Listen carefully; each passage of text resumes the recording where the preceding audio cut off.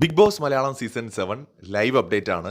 രാവിലെ തന്നെ കിച്ചണിൽ ചില വഴക്കുകളൊക്കെ നടന്നു. അനീഷും ജിസേലും തമ്മിലും അനീഷ്, ആര്യൻ, അതുപോലെ ബിൻസി ഇവരൊക്കെ ആയിട്ട് ചില വഴക്കുകൾ, ചെറിയ വഴക്കെന്ന് പറയാൻ പറ്റില്ല, അങ്ങോട്ടും ഇങ്ങോട്ടും ചെറിയ സംസാരമൊക്കെ ഉണ്ടായി. അതായത് അനീഷ് മൈക്രോവേവ് യൂസ് ചെയ്തതുമായി ബന്ധപ്പെട്ടാണ് ഒരു വഴക്കുണ്ടായത്. ഞാൻ എക്സാക്റ്റ് ആ സംഭവം നടക്കുമ്പോൾ ഞാൻ ലൈവ് കണ്ടിരുന്നില്ല.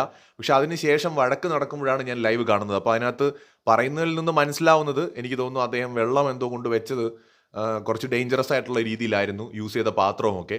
അപ്പോൾ അത് ബ്ലാസ്റ്റ് ആവാനുള്ള സാധ്യതയുണ്ടെന്ന് പറഞ്ഞിട്ട് ജിസേലാണെന്ന് തോന്നുന്നു പോയിട്ട് അദ്ദേഹത്തെ തടഞ്ഞത്.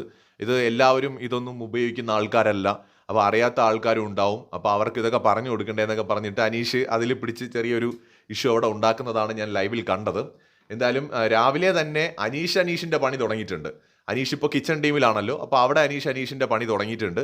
പുള്ളി ഒരു കാര്യം പറയാതിരിക്കാൻ പറ്റില്ല, പുള്ളി ഒരു ഓളം ഉണ്ടാക്കുന്നുണ്ട് കേട്ടോ ബിഗ് ബോസിനകത്ത്.